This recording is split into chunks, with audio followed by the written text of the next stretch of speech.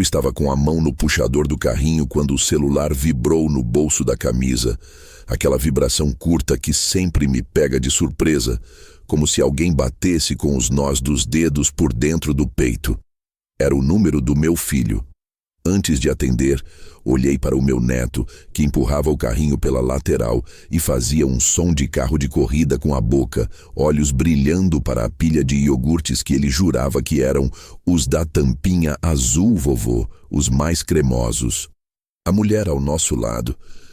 Meu cérebro a reconhecia automaticamente como minha nora, porque ela tinha chegado em casa mais cedo, com o cabelo preso de um jeito mais apertado do que de costume e um sorriso que eu não soube decifrar. Apontava o celular para uma placa amarela pendurada do teto. Cupom 40% no app, somente hoje. Eu já ativei, seu João, disse sem olhar diretamente para mim, o olhar grudado na tela, como quem acompanha uma corrida de cavalos e precisa ver a chegada com lupa. O caixa rápido só vai até 20 itens, mas o desconto entra mesmo no normal. O tom era eficiente, prático, quase técnico, e não havia nada ali que pedisse a minha aprovação. Eu concordei com a cabeça e voltei a colocar coisas no carrinho como um passageiro que aceita o trajeto sem perguntar pelo caminho. Atendi. Pai, você está com a minha esposa? A frase veio como um copo de água gelada jogado na nuca, sem aviso. Sem contexto, com aquela urgência que não cabe inteira em 4 palavras.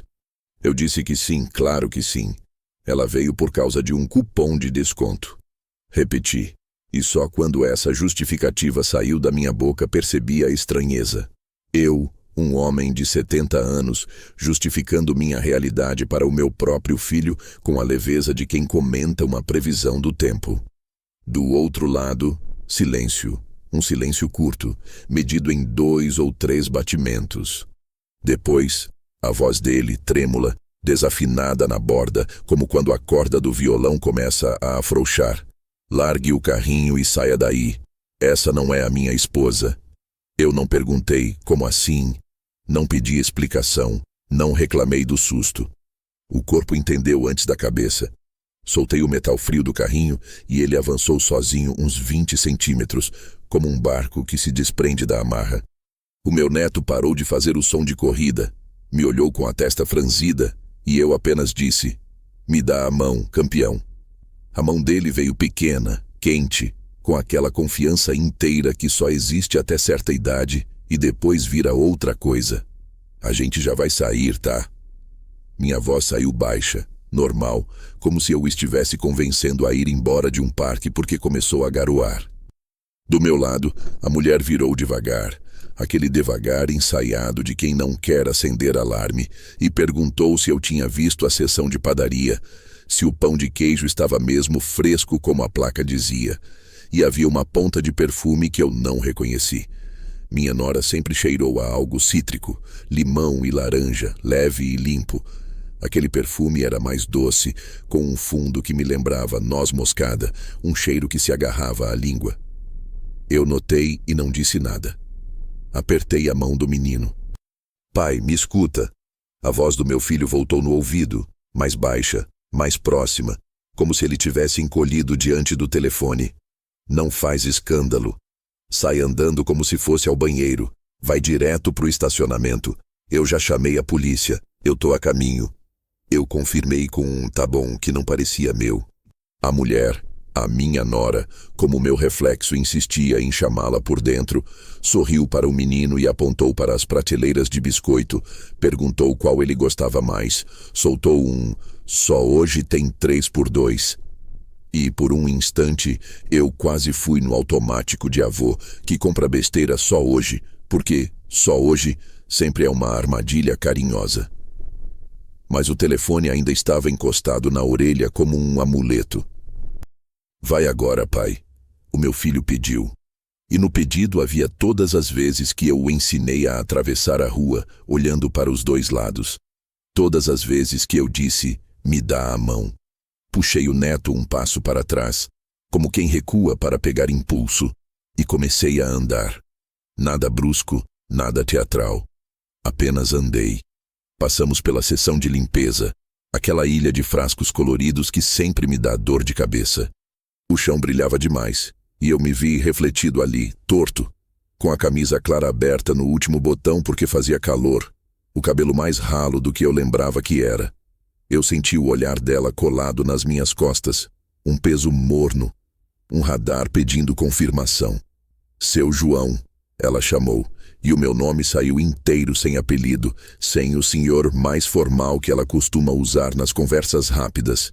Era o meu nome, liso, sem arestas, dito por quem tinha aprendido a entonação certa. Eu não respondi. No corredor dos enlatados, um funcionário passava com um carrinho de reposição que fazia um barulho metálico, e eu aproveitei o ruído para acelerar 2 passos. O menino acompanhou sem reclamar, o corpo leve como um sino pequeno. A mulher aproximou. Eu não a vi, mas senti a aproximação como quem percebe a mudança no ar quando uma porta se abre às suas costas. O celular piscou na minha mão. 3 mensagens do meu filho em sequência. Tô há 12 minutos. Já acionaram o gerente do mercado. Não para. Eu pensei no que significava não para aos 70 anos. Com a perna direita que às vezes agarra quando eu fico tempo demais em pé. Eu que aprendi nos últimos anos a respeitar limites com a humildade de quem negocia com o corpo como se negocia com um vizinho difícil. Vem comigo. Eu disse para o menino, e a firmeza saiu redonda, sem fresta. Viramos para a esquerda, a placa de açougue ainda longe, e aquele frio de ar-condicionado batendo na nuca como um lembrete de que dentro de supermercados o tempo é sempre outro. A mulher soltou uma risada curta, quase um pigarro com brilho, e comentou alto, como quem fala para o ambiente. Gente, o seu João esqueceu o cupom no aplicativo. Eu já ativo. O tom era de quem ajuda, de quem resolve, de quem protege. Por um segundo, vi uma funcionária nos observar. Um olhar curioso, que começou neutro e lentamente se inclinou para o lado dela, porque no mundo há tempos, as pessoas acreditam primeiro em quem soa eficiente. Eu não discuti com olhares. Eu não discuto mais com olhares. Peguei o atalho entre a seção de descartáveis e a de produtos para bebê. Ali, os corredores estreitam e a visão de quem vem atrás se perde.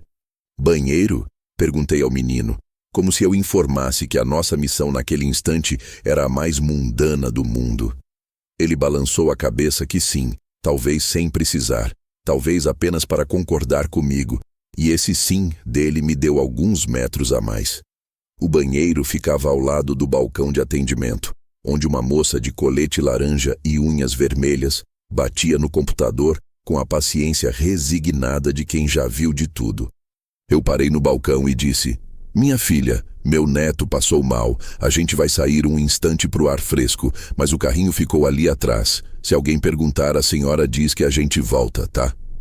Ela assentiu sem me olhar muito, os olhos presos nas teclas. E eu agradeci com a cabeça. A mentira mansa abriu uma fresta onde eu precisava. No caminho para a saída lateral, aquela porta pesada com uma barra horizontal que dá para um corredor de serviço e que quase ninguém usa, eu escutei, baixinho, como se fosse uma lembrança sussurrada dentro do ouvido. Seu João, espera. O jeito que ela disse espera não combinava com a minha nora. Havia um peso diferente no i, um arrasto quase carinhoso que soou íntimo demais. Eu não parei. Empurrei a barra com a palma da mão e a porta cedeu com um gemido de dobradiça mal lubrificada. O corredor estava vazio, cheiro de papelão molhado, lâmpadas fluorescentes que acendem por presença atrasadas uma respiração. O menino apertou a minha mão e eu apertei de volta, 2 vezes, o código que sempre usei para dizer, tô aqui. Atravessei o corredor em linha reta, o barulho de um compressor de geladeira vibrando nos ossos, e empurrei a segunda porta, aquela que despeja a gente diretamente no estacionamento, entre o setor de retirada sem sair do carro e o depósito de carrinhos. O sol de meio-dia me golpeou a vista e por um instante tudo foi branco, um branco alto, e eu só conseguia ouvir o vento arrastando poeira fina no asfalto. O estacionamento estava mais cheio do que devia para uma terça-feira. As vagas reservadas alinhavam carros grandes e um motor ligou por perto com o ronco áspero de quem precisa de manutenção. "Vem", eu disse, e puxei o menino para a sombra projetada por uma marquise, o corpo dele esquentando rápido ao meu lado. O telefone tocou de novo e eu atendi sem olhar. "Saiu?" O meu filho perguntou ofegante, e eu respondi que sim, que estávamos do lado de fora, perto da área de retirada. "Fica onde tem câmera", ele disse. "Fica onde tem gente." Havia um poste alto com uma bolota preta. Câmera, bem acima de nós. E 3 carros à esquerda esperavam funcionários com as portas abertas. Ar refrigerado derramando na rua como um fantasma. "Eu tô chegando", ele disse, "mas escuta, pai, se ela aparecer, não fala com ela, não discute, só fica perto de gente, entendeu?" Eu disse que entendi, e o verbo me pareceu miúdo para o tamanho do que eu sentia. Foi então que percebi que eu tinha largado tudo dentro do mercado. O carrinho com o pouco que eu já tinha escolhido, a carteira no bolso da camisa, essa ainda comigo, e a minha respiração lá atrás, no corredor de limpeza. O menino pediu água e eu disse, já, já, porque naquele instante meu corpo tinha virado um inventário de prioridades, e água estava 3 itens abaixo de ficar visível. O barulho de um carro se aproximando me fez virar o rosto, mas não era o do meu filho. Um SUV escuro manobrou devagar, como quem não tem pressa porque sabe que o tempo está do lado dele, e parou 2 vagas adiante com um suspiro de freios. Eu senti, antes de ver, que nós éramos o ponto de interesse. "Vem aqui, mais para a luz", eu disse, e andamos até a faixa amarela pintada no chão, onde os funcionários passam com carrinhos cheios de caixas. Uma senhora de óculos, boquinha em O, me cumprimentou com a cabeça e sorriu para o menino.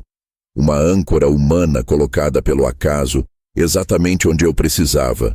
O telefone vibrou com uma mensagem: 5 minutos. 5 minutos pode ser uma vida inteira em certos dias. 5 minutos também pode ser um sopro, se você tiver uma marquise, uma câmera e a mão de um menino na sua. Eu respirei. Senti o suor frio escorrer pela coluna e pensei, pela primeira vez desde que a ligação começou, no absurdo daquela manhã. Eu tinha saído de casa para comprar pão, frutas e um pacote de café que estava acabando. Minha nora, a imagem dela pelo menos, tinha aparecido com pressa e eficiência, um cupom aberto no app. Vamos aproveitar que hoje está tudo pela metade. E eu achei normal, como quase tudo que no começo se disfarça de normalidade e depois vira notícia ruim. Eu repassei, como quem rebobina uma fita para ver se faltou alguma coisa, os detalhes que agora saltavam. O cabelo preso diferente, o perfume doce, a insistência com o aplicativo, o jeito que ela falou com um funcionário chamando-o pelo nome sem olhar o crachá, o comentário sobre a escola do menino, trocando o bairro, o toque rápido na cabeça do meu neto, como quem testa se a febre baixou. As peças que antes eram só peças, agora montavam um rosto que não era dela.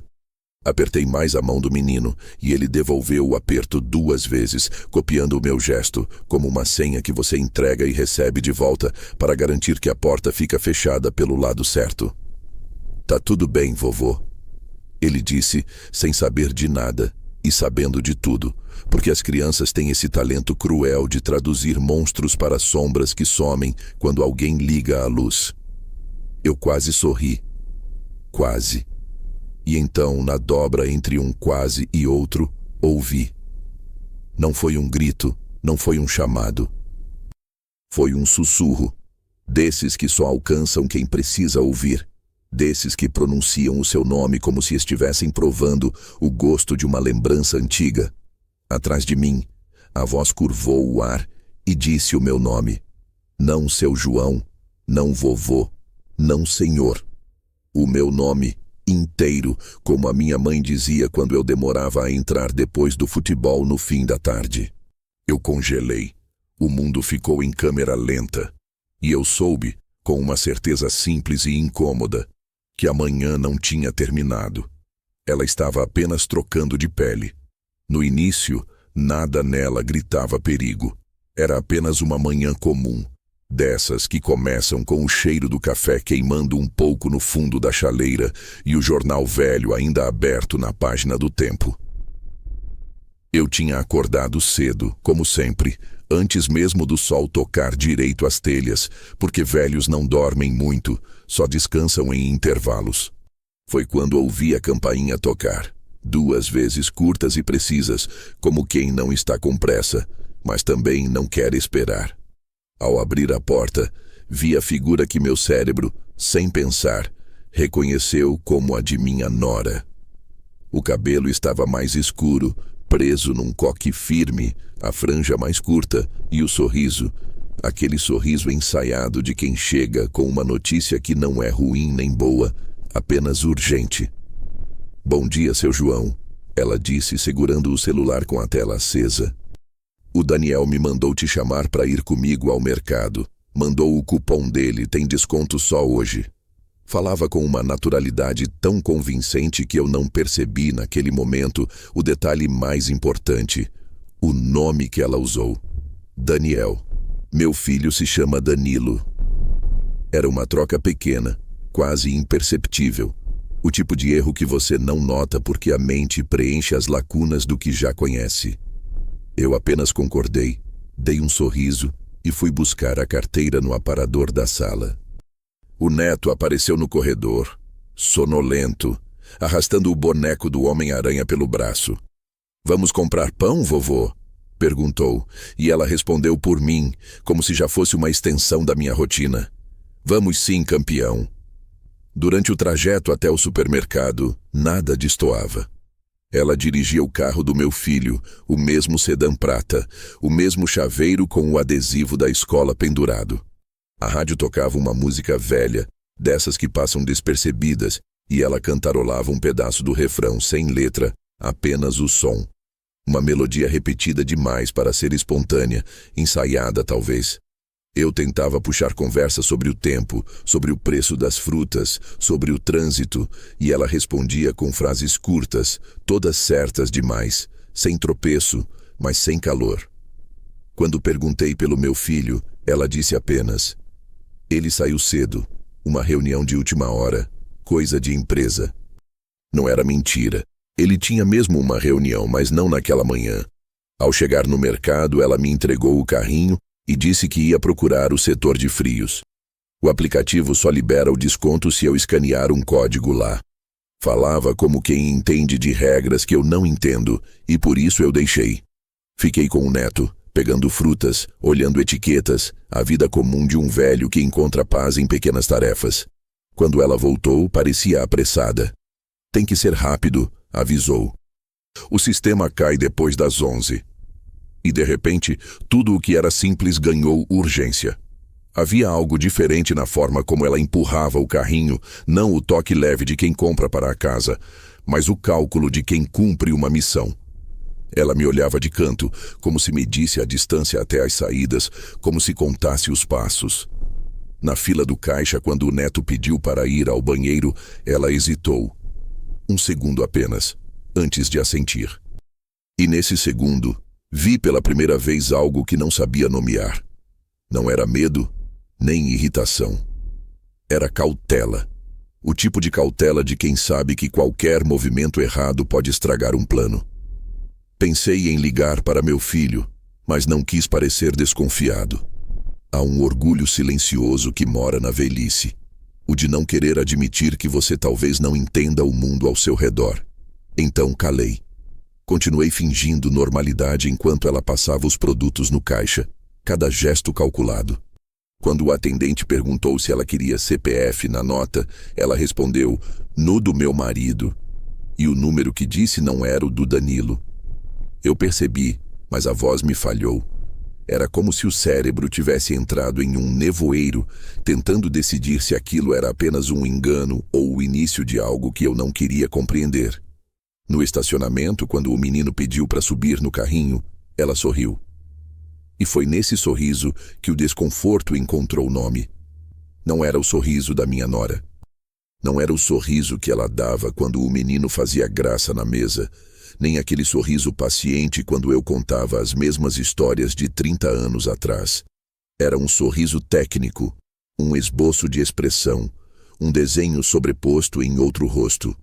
Tinha doçura, mas nenhuma lembrança. Ela destravou o carro e, antes de abrir a porta, encostou no ombro do neto.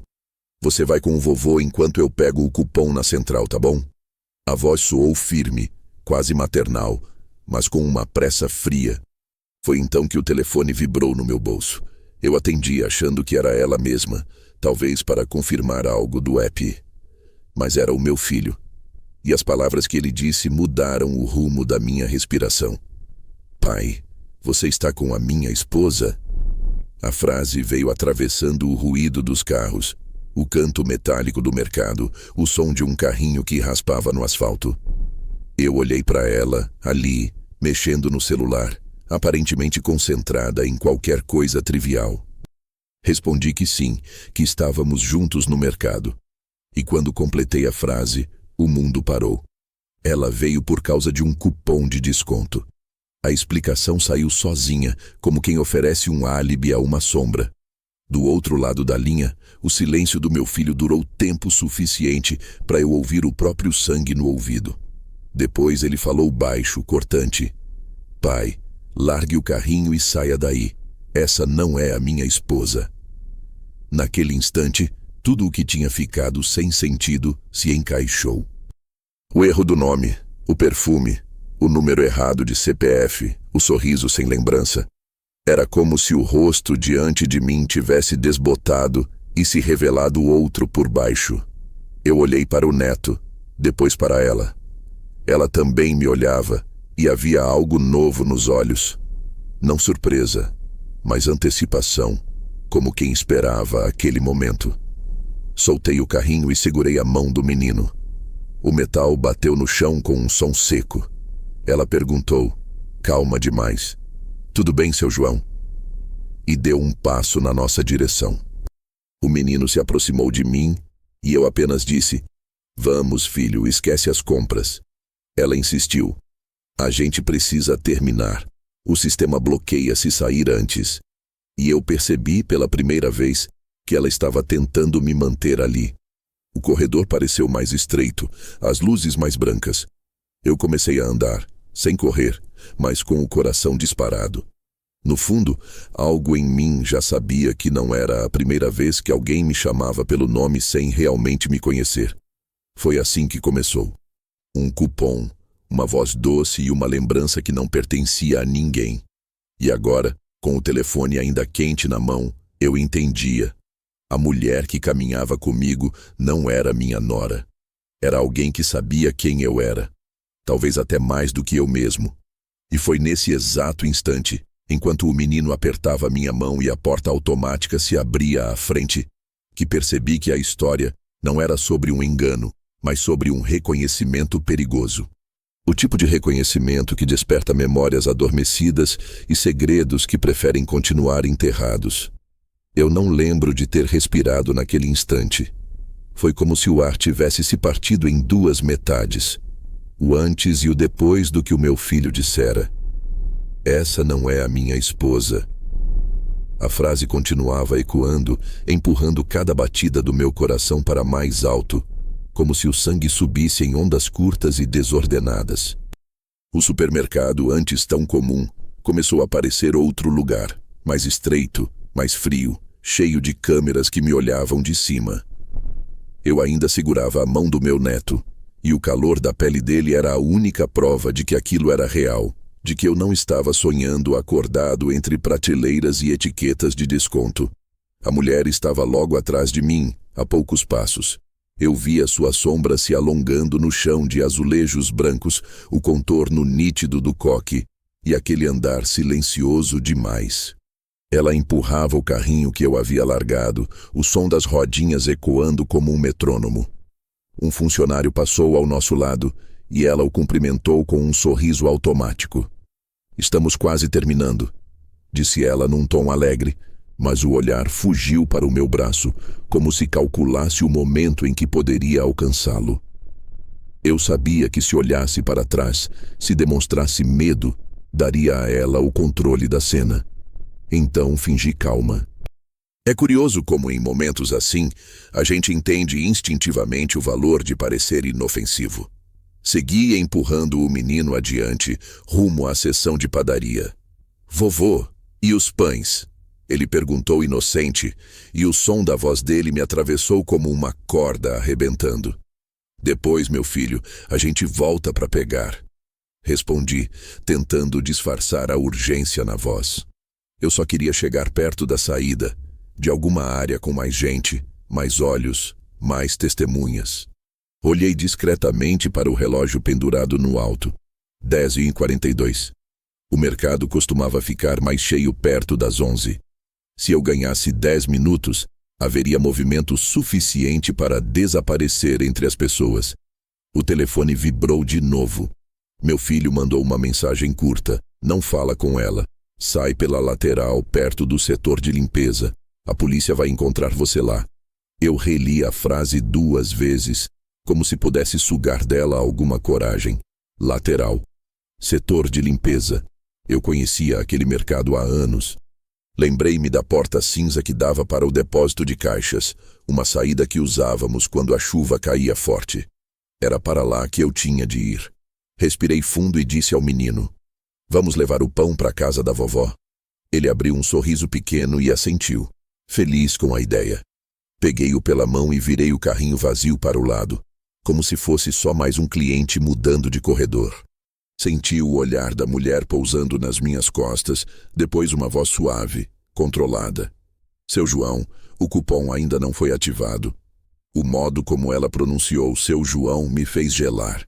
A pausa, o ritmo, o tom, era um eco exato de outra lembrança, uma voz que eu não ouvia há décadas, mas que naquele instante retornou inteira, nítida, viva. Aumentei o passo.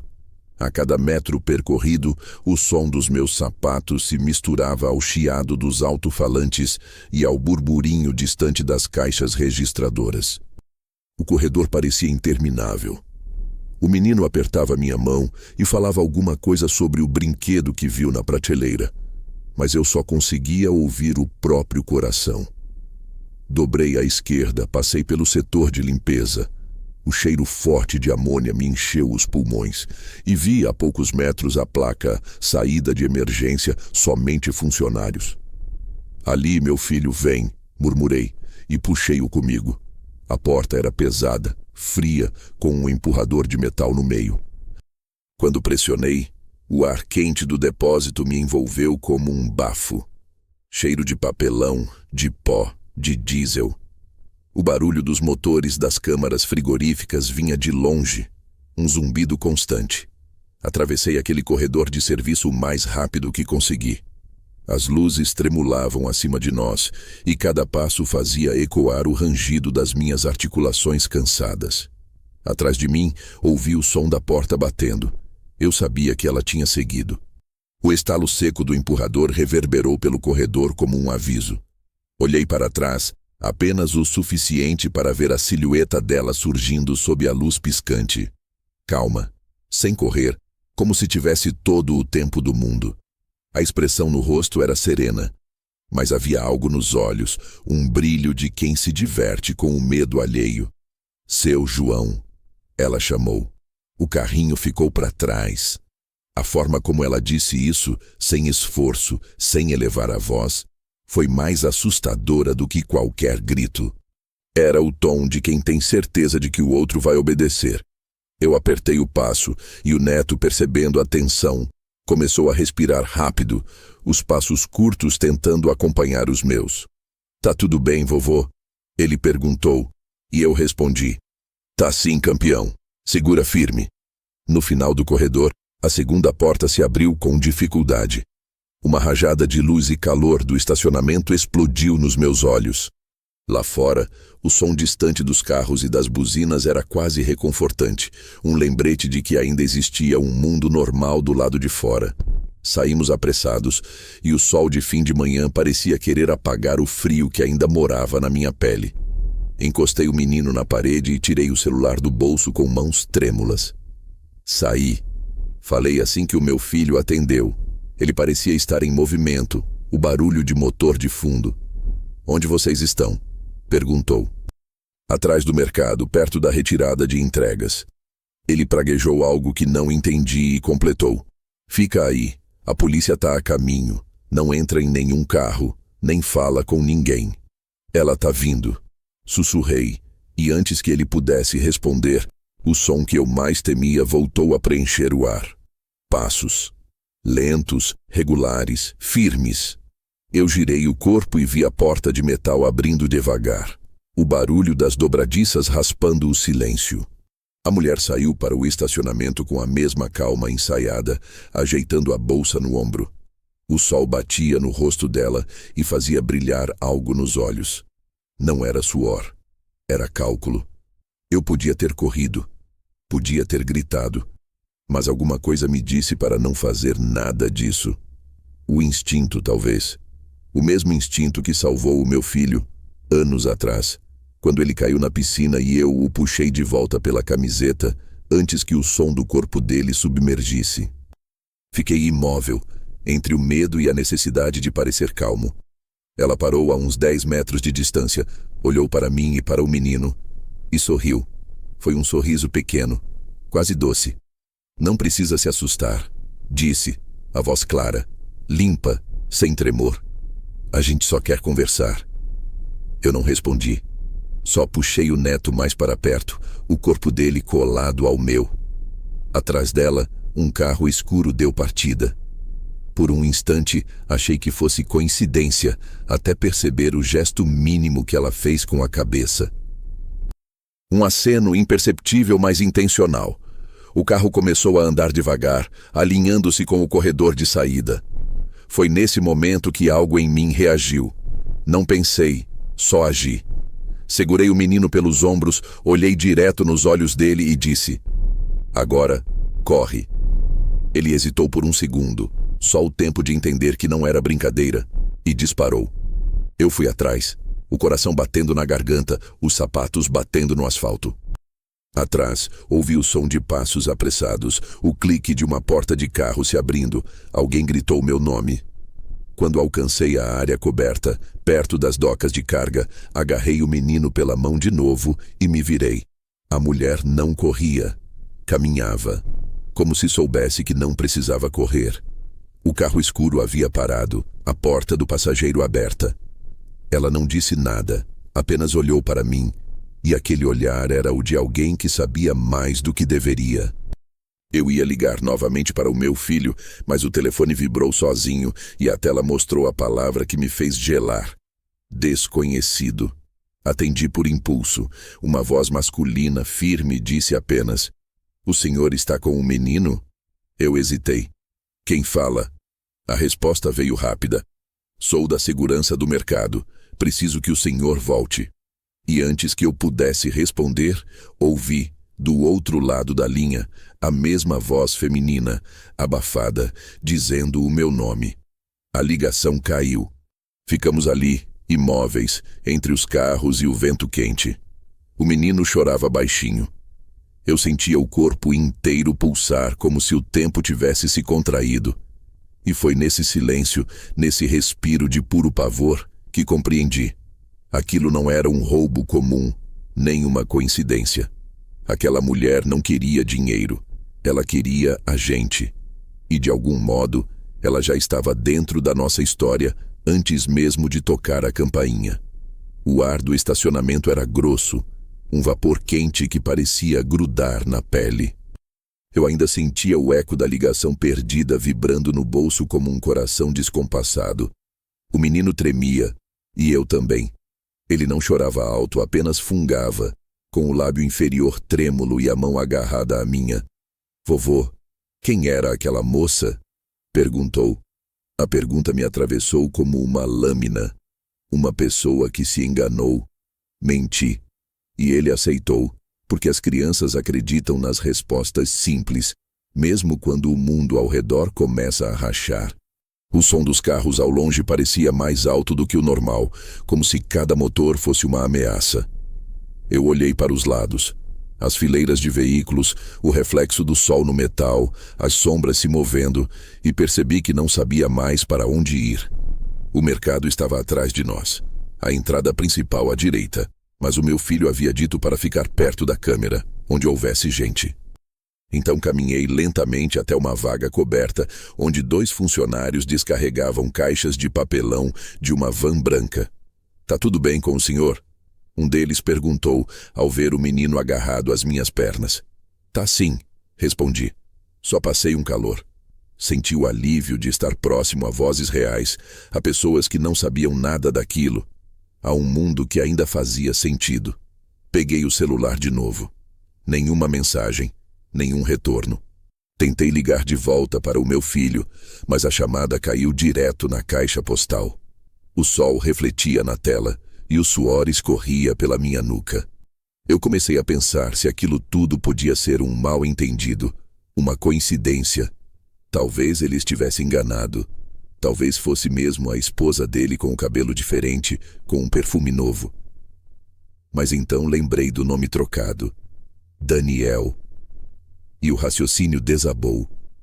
O menino puxou meu braço. "Vovô, posso ir ver os passarinhos?" Ele apontava para o canteiro ao lado, onde uns pardais bicavam restos de pão. Eu o deixei ir até ali, 2 metros apenas, enquanto eu tentava recompor o fôlego. Foi quando percebi o som. Não de passos. Um clique metálico como o de uma porta sendo aberta devagar. Virei o rosto e vi a 20 metros. A mulher. Saía pela mesma porta cinza por onde eu havia escapado.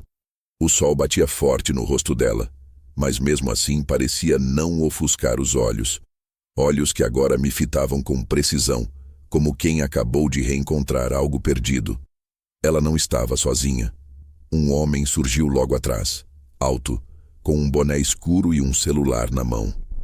Falava algo rápido, baixo demais para eu entender. Ela assentia. E então, quando olhou para mim, abriu um sorriso lento. Era um sorriso familiar e ao mesmo tempo completamente estranho, como o de alguém que tenta imitar uma expressão que já viu antes. Eu senti o corpo inteiro enrijecer. "Vovô!" gritou o menino, correndo de volta para mim. "Vamos para casa." Peguei-o no colo, mais para impedir que ele ficasse longe do que por carinho. "Vamos sim, meu filho. Agora mesmo." Comecei a andar, e a cada passo o som dos sapatos deles no asfalto vinha mais próximo. Tentei parecer calmo, como quem apenas leva o neto embora após um dia comum. No entanto, o vento mudou. Há sons que a gente reconhece sem precisar vê-los. O tranco seco de uma porta de carro, o ronco breve de um motor sendo ligado. Apertei o menino contra o peito e dobrei por entre as fileiras de carros.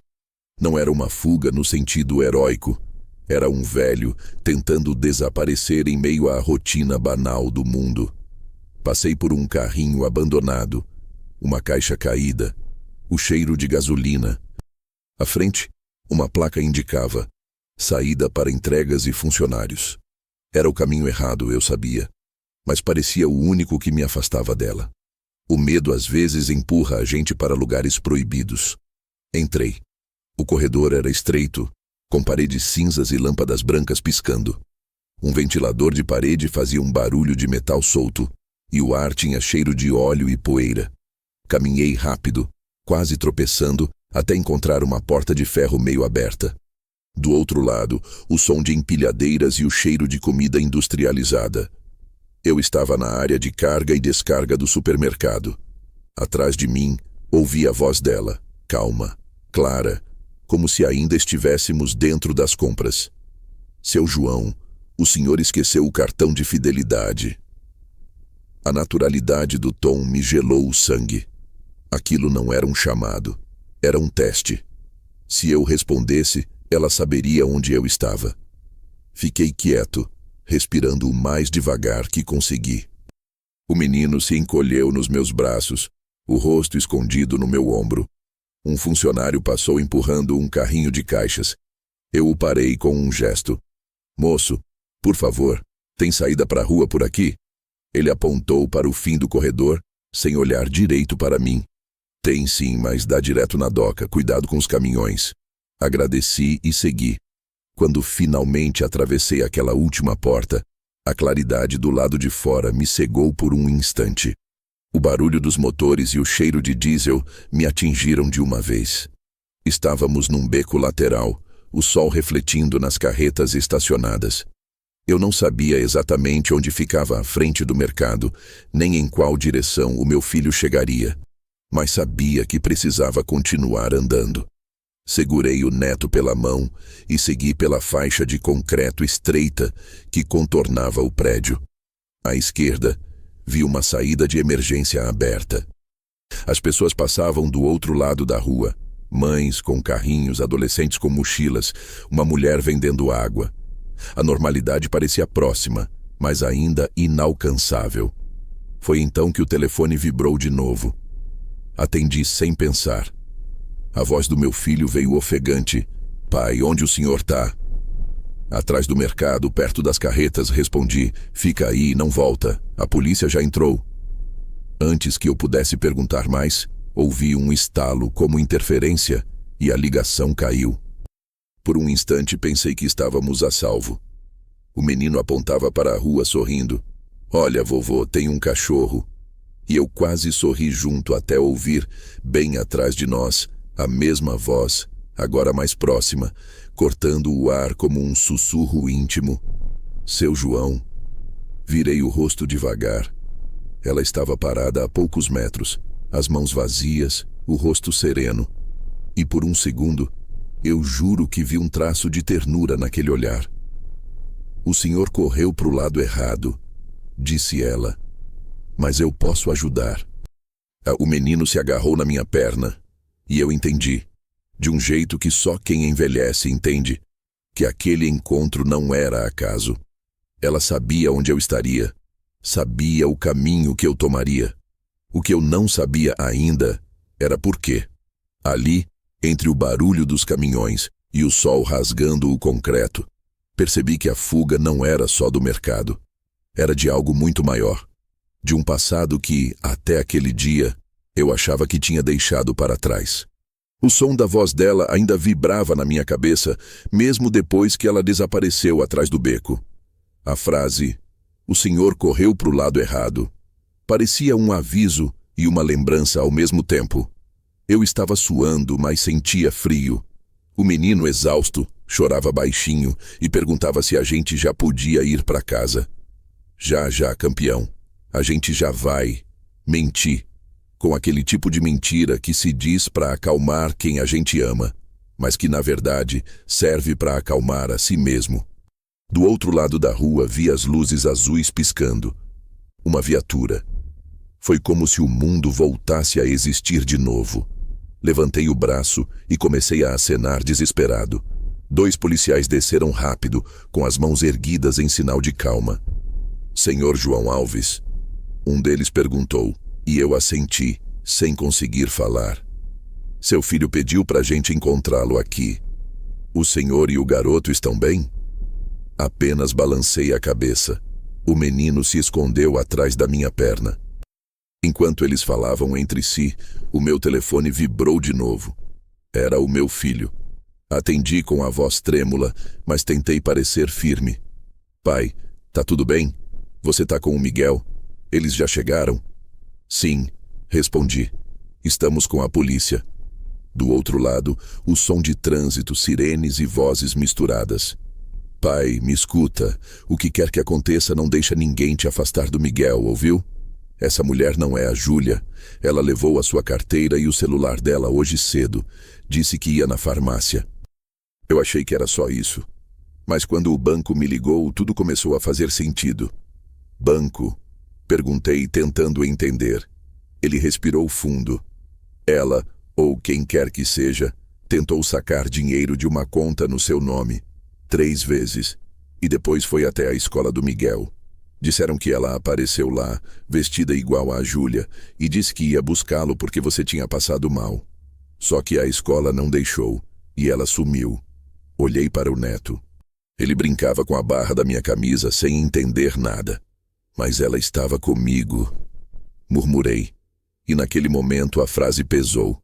Eu me dei conta do quanto tínhamos ficado expostos. De quantas vezes o menino tinha falado o nome da rua onde morávamos, o nome do cachorro, o nome do portão que às vezes emperrava. Ela sabia tudo agora. Pai, continuou meu filho, a voz já mais alta. Essa mulher apareceu nas câmeras da escola há 3 meses. Eu achei que fosse coincidência, uma dessas mães novas. Mas agora, a polícia acha que ela faz parte de um grupo que engana idosos para pegar acesso às contas de família, seguros, propriedades, gente profissional. Pai, ela foi atrás de você porque sabia que o senhor era o cotitular da conta que pagava a hipoteca da casa. A revelação me deixou tonto. Eu senti o coração bater no estômago, como se o corpo inteiro tivesse virado um tambor. Eu tentei me lembrar de cada detalhe da manhã. O jeito como ela segurava o celular, o olhar rápido sobre as prateleiras, o nervosismo contido e aquela estranha familiaridade quando me chamava pelo nome. Ela sabia o meu nome, Daniel. Falei. Sabia como você me chama. Sabia o tipo de pão que eu compro, o café que eu gosto. Não era uma estranha completa. Do outro lado, o silêncio. Depois, a voz dele veio embargada, como se ele mesmo tivesse medo de perguntar o que eu estava pensando. Pai, o senhor acha que ela te conhecia antes? Fechei os olhos. O barulho do estacionamento sumiu. O tempo pareceu se dobrar para trás, até o dia em que conheci minha nora de verdade. O mesmo sorriso, a mesma altura, o mesmo jeito de segurar o cabelo atrás da orelha. Mas havia algo que eu nunca tinha contado a ninguém. Muitos anos antes de o Daniel nascer, eu tive uma vizinha que morava na casa ao lado. Uma mulher de olhar sereno e inquietante. O nome dela era Helena. E quando ela sorria, havia o mesmo movimento no canto dos lábios. Aquele meio sorriso que parecia esconder um segredo. Pai, insistiu ele. Eu respirei fundo. Talvez ela me conheça de antes de você nascer. O policial ao meu lado acenava, pedindo que eu encerrasse a ligação. Eles querem falar com o senhor, seu João. Precisam de uma descrição da mulher. Fiz sinal de que já ia. Antes de desligar, ouvi meu filho dizer: Pai, não vá a lugar nenhum sem mim. Eu tô chegando. Desliguei e entreguei o telefone a um dos agentes, que começou a anotar detalhes. Cor do cabelo, roupa, altura. Eu descrevi o que lembrava, mas as palavras saíam imprecisas. E o senhor tem alguma ideia de quem ela seja? Perguntou o outro. Hesitei. Tenho uma lembrança antiga, mas pode ser só isso. Uma lembrança. Enquanto eles falavam com o rádio, tentando coordenar as buscas, o menino começou a se agitar. Vovô, tô com sede. O policial me deu uma garrafinha d'água. Ele bebeu e se acalmou, apoiando a cabeça no meu peito. Eu olhei para o asfalto quente, para o reflexo do sol no vidro dos carros, e pensei em tudo que podia ter acontecido se aquela ligação não tivesse vindo a tempo. E então o celular vibrou mais uma vez. Uma notificação. Mensagem desconhecida. Eu abri. Era uma foto, tirada há poucos minutos. O estacionamento. Eu e o menino vistos de longe, de costas. No canto inferior da imagem, uma legenda curta. Vocês deviam ter ficado no carrinho. O sangue me gelou. Mostrei aos policiais. Um deles pegou o aparelho e começou a olhar ao redor, os olhos caçando qualquer movimento. Ela ainda tá por aqui, disse, e naquele momento eu soube que a fuga não tinha terminado. Só havia mudado de cenário. O rádio chiou. A voz do meu filho veio abafada pelo transmissor. Estou chegando pelo lado norte. Fiquem onde estão. Mas antes que eu pudesse responder, o policial ao meu lado levantou a mão, pedindo silêncio. Ouviram isso? Um barulho metálico, fraco, vindo da direção da doca. Passos. O menino segurou minha mão de novo e eu senti o mesmo arrepio que me acompanhava desde a manhã. Ela estava ali, perto o bastante para ver a gente, para tirar aquela foto, para saber o que eu sentia antes mesmo que eu soubesse. E pela primeira vez em muitos anos, eu percebi que o medo e a lembrança têm o mesmo gosto. A lembrança mais viva que tenho daquele instante é o som. Não o barulho alto das viaturas, nem o murmúrio das pessoas curiosas que começavam a se aproximar. O som que ficou foi o vazio que vem depois do silêncio, aquele intervalo impossível entre um chamado e a ausência da resposta. Foi nesse intervalo que percebi que o Miguel não estava mais ao meu lado. Não sei exatamente em que segundo ele soltou minha mão. Talvez tenha sido quando o policial se afastou para checar o rádio, talvez no instante em que outro me pediu o documento. Eu só sei que olhei para o lado e vi o espaço onde ele devia estar. Vazio. O ar ficou espesso, o coração bateu em falso e o mundo perdeu o som por completo. Ele estava aqui, gritei, mais para mim mesmo do que para os outros. O policial virou depressa, os olhos arregalados. Como assim? O garoto sumiu? Eu tentava falar, mas as palavras não saíam direito. Um segundo. Ele estava aqui há um segundo. A garganta arranhava. Comecei a andar em círculos chamando: Miguel, Miguel, cadê você, filho? A cena virou confusão. As pessoas pararam, olharam. Alguém perguntou o que estava acontecendo. Outro começou a filmar com o celular. O policial correu até a viatura, chamou reforço pelo rádio. O segundo agente tentou me acalmar. Fique aqui, senhor. Ele não deve ter ido longe. Mas ele não entendia. O medo de um velho não é de distância, é de tempo. Eu sabia que, para alguém como ela, um segundo era o bastante. Corri até a esquina da doca, o asfalto quente queimando por dentro do sapato. Olhei entre os carros, por baixo das carretas, no canteiro ao lado. Nada. Só o vento. O som do motor de um caminhão ao longe e o bater frenético do meu próprio coração. Miguel! Gritei de novo mais alto. Nenhuma resposta. E então ouvi. Foi um som pequeno, abafado, algo entre um soluço e um riso. Vinha de trás de uma pilha de caixas empilhadas contra o muro. Corri até lá e virei rápido, mas o espaço estava vazio. Só o ar quente e o cheiro de papelão molhado. Então algo brilhou no chão. A tampinha azul de um iogurte, o mesmo que ele tinha pegado no mercado. Ajoelhei, o joelho doendo no cimento, e fiquei olhando aquela tampinha como quem olha para um vestígio de vida. Toquei o plástico e senti o calor do sol acumulado. Ele tinha estado ali há poucos minutos. Levantei a cabeça e vi, a uns 20 metros, a mulher. De novo. Ela estava parada, imóvel. E desta vez o sorriso tinha desaparecido. O rosto era uma máscara fria, sem pressa, sem emoção. Ao lado dela, o Miguel. De pé, quieto, olhando para o chão. Ela segurava a mão dele não com força, mas com firmeza. E o que me destruiu não foi a imagem em si, mas o fato de que ele não parecia com medo. Parecia confuso, como se não soubesse se devia correr ou ficar. "Não chega perto!" gritou o policial atrás de mim, sacando a arma. Mas eu já estava andando. "Solta ele!" gritei, a voz saindo rouca, mais desespero do que ordem. Ela virou o rosto na minha direção e disse: "Calma, como quem ensina uma lição. Ele está bem, senhor. A gente só precisa conversar." "Sobre o quê?" perguntei, e percebi que minhas pernas tremiam.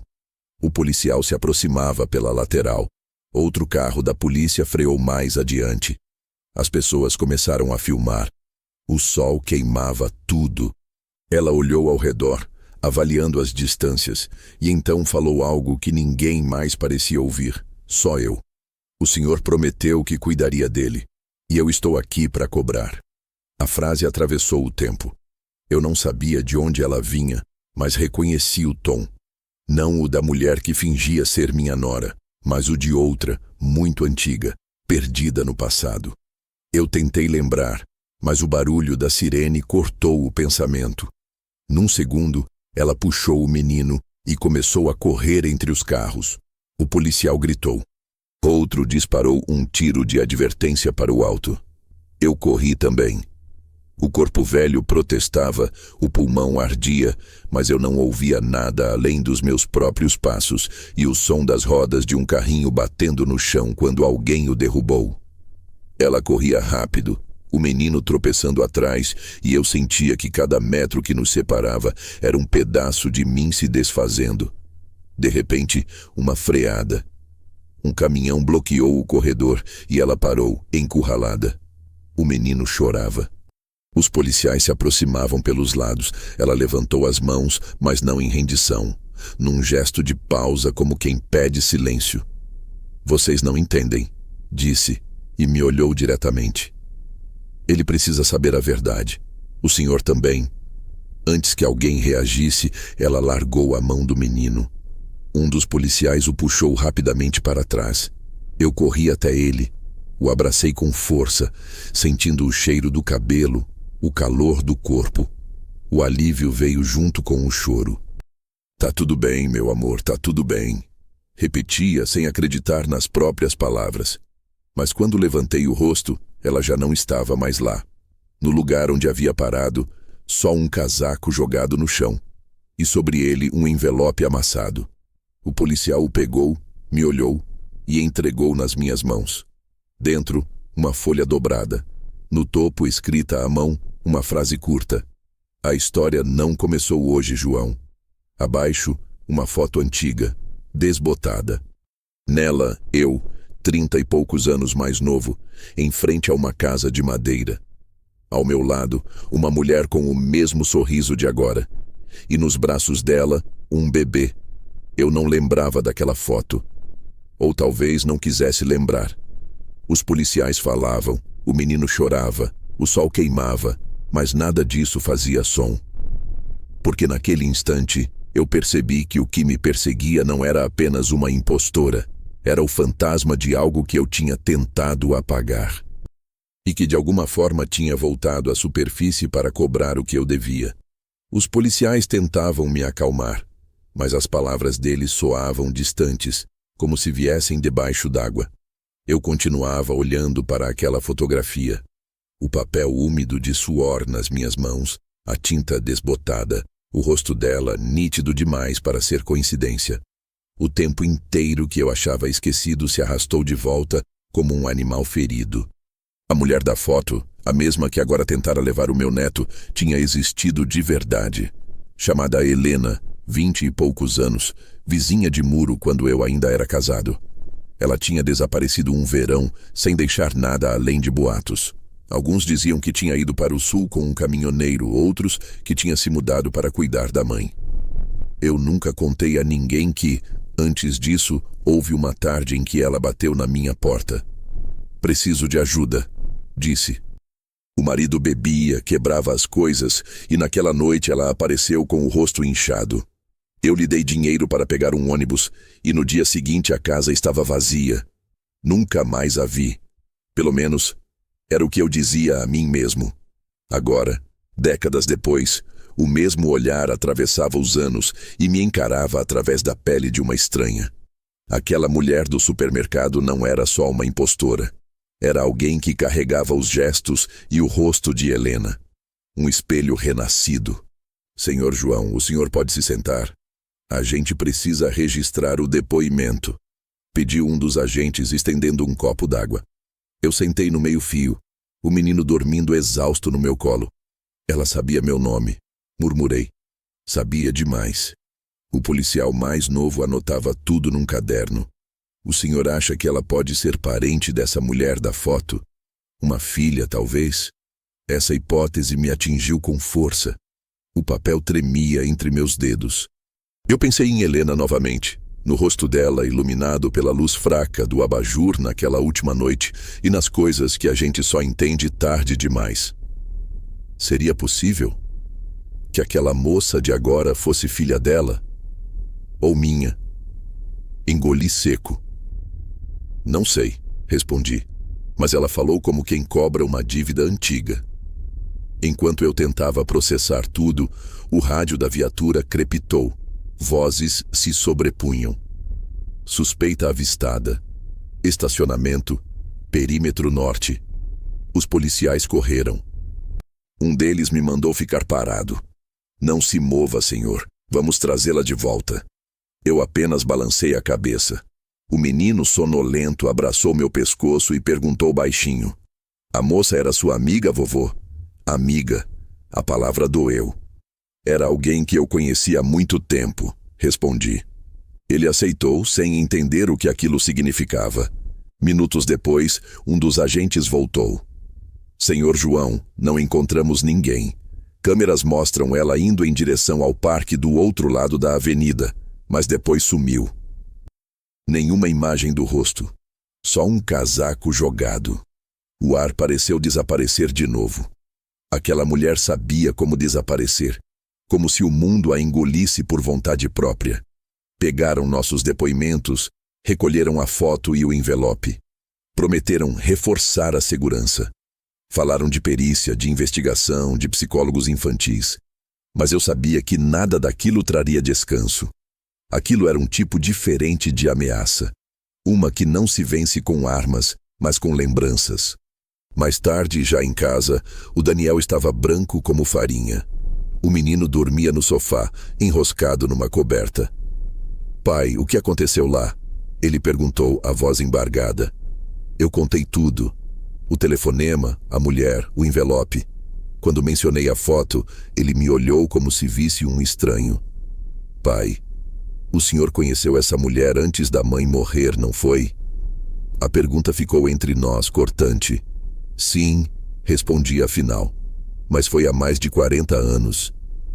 Ele se afastou, esfregando as mãos na cabeça. E o senhor acha que ela é... o quê? Uma parente? Uma filha dela? Eu não respondi. Não porque não quisesse, mas porque no fundo algo em mim temia que fosse verdade. Naquela noite deitei na cama sem dormir. A chuva começou a cair do lado de fora. Pingos espaçados, quase compassados, e cada um deles parecia marcar um pensamento. Por que ela tinha aparecido agora? Por que me chamar pelo nome? Por que o menino? Peguei o celular para tentar distrair a mente. Tinha uma mensagem nova, número desconhecido. Abri. O senhor ainda me deve o que prometeu naquela noite. Não havia assinatura. Apenas o som do vento do lado de fora e o gosto metálico do medo na boca. Deitei de novo e fechei os olhos, tentando convencer a mim mesmo de que aquilo era uma brincadeira, uma coincidência cruel. Mas quando o relógio bateu 2 da manhã, o telefone tocou. Atendi no escuro. Nenhuma voz do outro lado, apenas o som da chuva. Alô? Sussurrei. Silêncio. E então, bem baixinho, um sussurro. João. Era ela. A mesma voz, o mesmo timbre calmo, o mesmo arrasto no final do nome. Deixa eu ver o menino, disse. Ele não é só seu. Eu congelei. O corpo inteiro se tornou pedra. A ligação caiu e a tela voltou a ficar preta. Na penumbra do quarto vi meu reflexo no espelho, o rosto velho, os olhos assustados.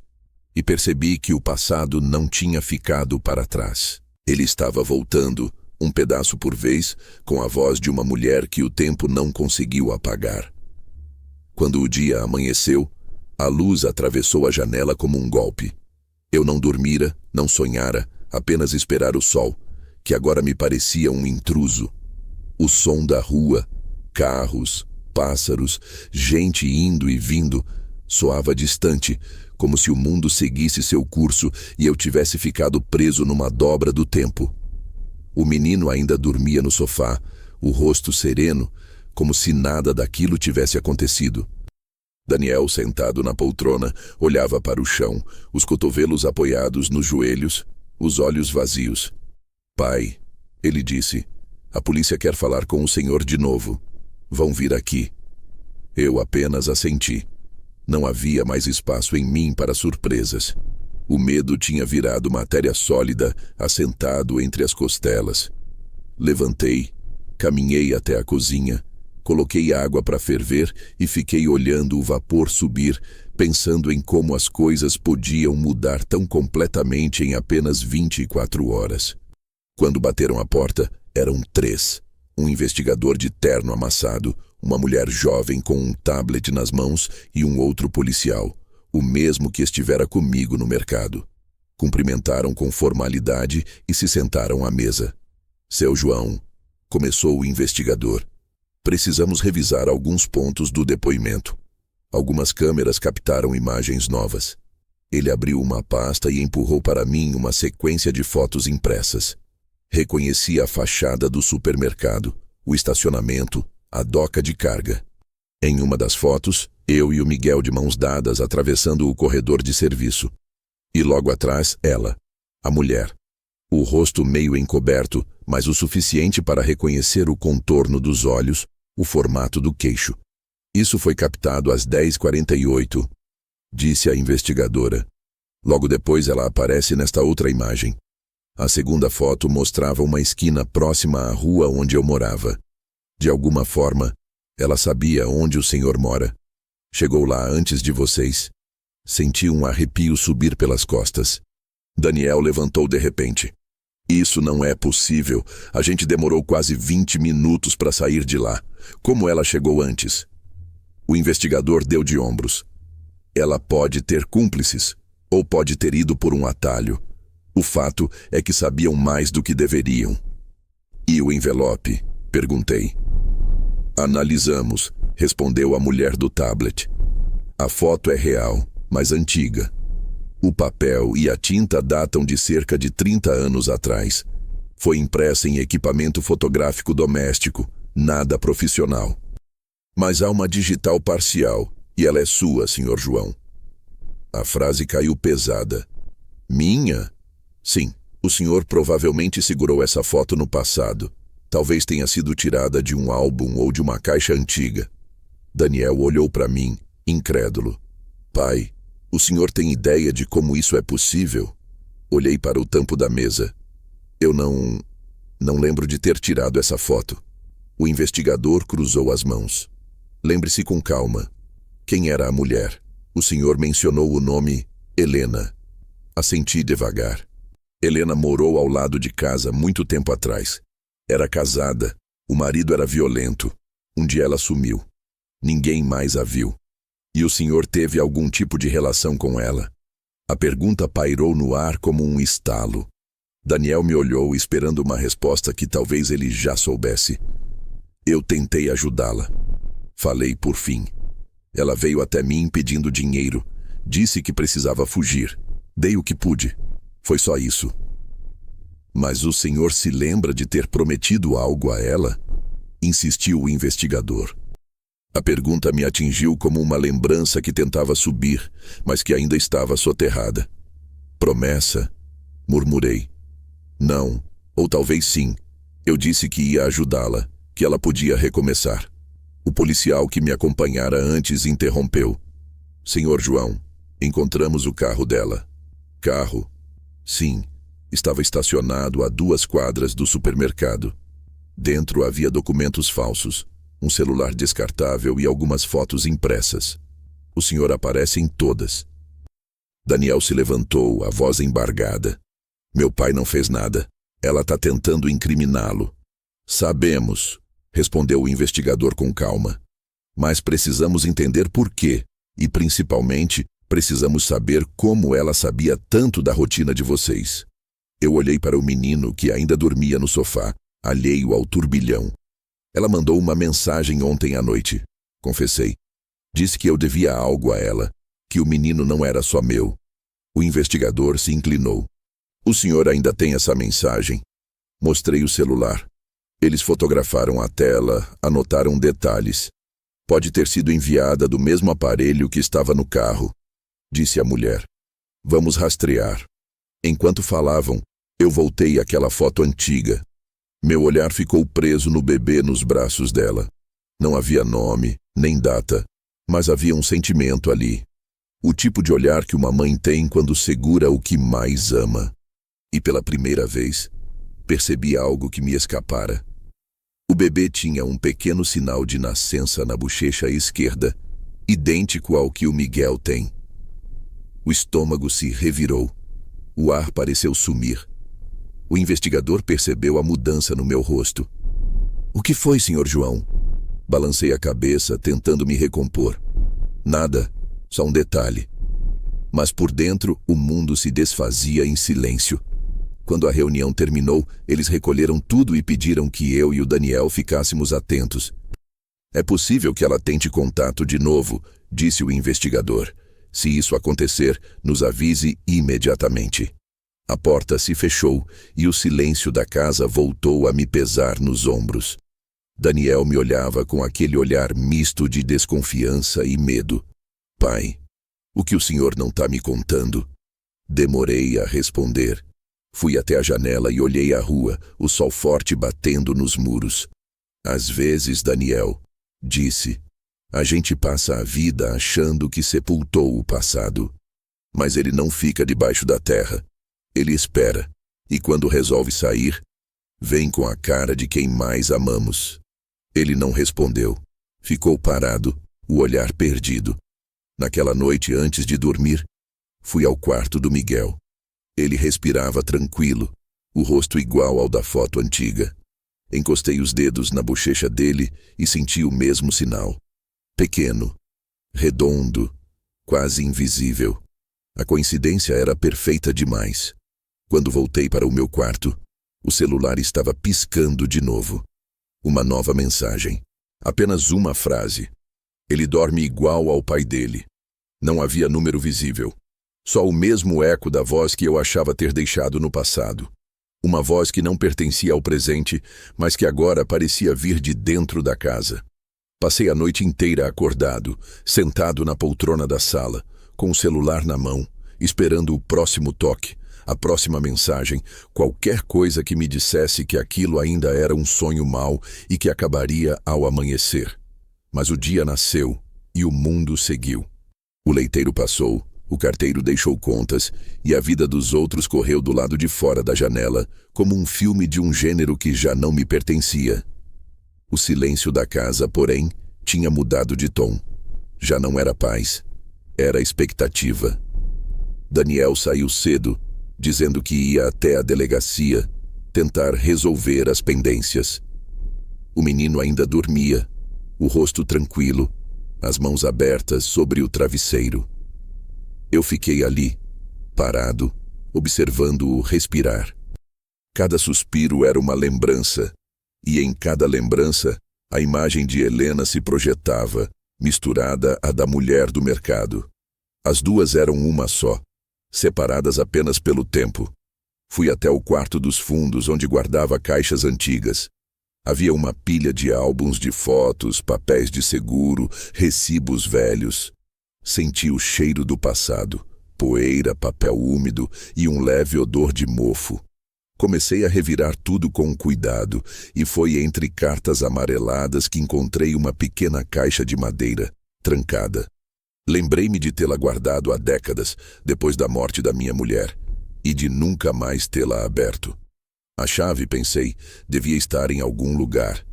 E estava, num envelope colado à tampa. Abri. Dentro, um maço de cartas amarradas por uma fita desbotada. No topo, um bilhete. Para quando a lembrança voltar. A caligrafia era feminina, firme e inconfundível. Helena. Minhas mãos tremiam quando desatei a fita. A primeira carta datava de 1983. Lia-se: "João, obrigada por me ajudar. Não sei se algum dia volto. Não quero ser encontrada. Mas se eu não voltar, e se algum dia alguém te procurar em meu nome, não se assuste. Só lembre que eu disse a verdade. Não estou indo embora sozinha." As linhas seguintes estavam borradas, como se tivessem sido molhadas. Continuei lendo. "Você prometeu cuidar dele, lembra? Disse que se eu sumisse você contaria a verdade quando ele crescesse. Não quero que me julgue, só quero que ele viva. Cuide bem dele por mim." Parecia uma despedida e também uma confissão. Fechei a carta e fiquei imóvel por um tempo que não sei medir. Então abri a seguinte. Era mais curta, escrita alguns dias depois. O nome dele é Daniel. Eu o deixei no hospital como recém-nascido em nome de uma parente. Eles vão ligar para você dizendo que houve um engano. Finja surpresa. É o único jeito de ele ter um futuro. Senti o chão sumir sob meus pés. As palavras começaram a embaralhar. Li e reli aquela carta até não conseguir mais respirar. Daniel, o meu filho. O meu filho não era meu, ou não era apenas meu. A cabeça girava. As cartas seguintes eram fragmentos de medo, planos de fuga, pedidos de perdão. A última terminava com a mesma frase que eu tinha lido no envelope deixado pela mulher no supermercado. A história não começou hoje, João. Deixei as cartas sobre a mesa. O relógio marcava 12:00 quando ouvi o estalo da fechadura da porta. Daniel entrou, exausto. Pai, tem uma coisa estranha, disse. Os policiais descobriram que a mulher usava o nome de Helena Duarte em alguns documentos. Mas esse nome é o mesmo da mãe biológica que aparece nos meus registros de adoção. Por que o senhor nunca me contou isso? As palavras me atravessaram como uma sentença. Eu quis falar, quis explicar que não havia sido mentira, que era proteção. Mas a verdade é que eu não tinha coragem. Porque eu pensei que nunca mais veria ninguém com esse nome. Disse por fim. Ele se aproximou devagar, os olhos marejados. Então tudo o que ela disse era verdade. Eu sou filho dela, e ela está viva. Fiquei em silêncio. A resposta não era simples. Helena tinha desaparecido para salvá-lo, e agora, de algum modo, o passado vinha cobrar o preço da omissão. Ela queria que você tivesse uma vida normal. Murmurei. Eu só fiz o que achei certo. Daniel virou o rosto, respirou fundo e saiu do quarto sem dizer nada.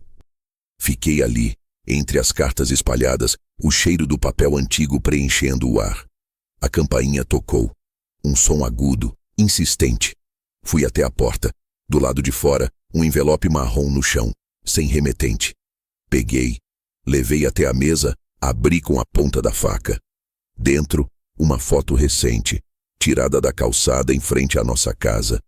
Nela, eu e Daniel aparecíamos conversando à janela e no canto inferior, uma sombra projetada no muro. Um contorno feminino, inconfundível. Atrás da foto, uma frase escrita à mão. Ele sabe agora. Está na hora de você saber também. Olhei ao redor. O mundo parecia quieto demais. Peguei o celular, abri a última mensagem que ela tinha mandado. Ele dorme igual ao pai dele. E pela primeira vez, percebi o verdadeiro sentido. Ela não falava de mim. Estava falando de Daniel. O sangue gelou nas veias. Sentei-me e deixei o peso da verdade me esmagar. Helena não tinha voltado por mim. Voltara por ele. O filho que deixara. O filho que eu criei como meu. O filho que agora estava no centro de uma história que eu nunca deveria ter escondido. E naquele instante, pela janela, juro que ouvi. João. A voz veio de fora, familiar, calma, a mesma de 40 anos atrás. Fui até a cortina e afastei devagar. Na calçada, uma mulher parada sob a luz do sol, o rosto coberto por um lenço. O mesmo olhar. A mesma presença impossível. Ela ergueu a mão num gesto lento. Não como ameaça, como despedida. Atrás de mim, Daniel entrou correndo. Pai, quem é? Mas quando me virei de novo para a janela, ela já não estava mais lá. Só o reflexo do meu próprio rosto me encarando de volta, velho, cansado e finalmente consciente de que a verdade, quando adormece por décadas, acorda com sede.